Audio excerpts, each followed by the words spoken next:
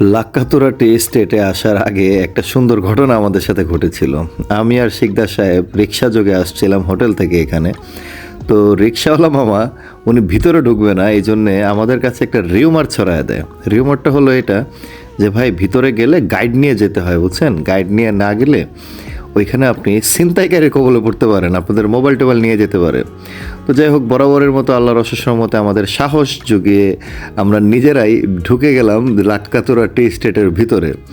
ভিতরে আসার পরে মানুষের যে সমারোহ, এত এত মানুষ এখানে, তো এখানে ছিনতাইকারীটা কে হবে, মানে আমি অবাক হয়ে গেলাম। যাই হোক, আমরা যেটা করছিলাম, টি স্টেটের ভিতরে ঢুকে ওইখানে যে লোকাল যারা আছেন তাদের সাথে কথা বললাম। তারা বললো যে না না, এই ধরনের কোনো কিছুই না, আপনারা যান ঘুরে আসেন।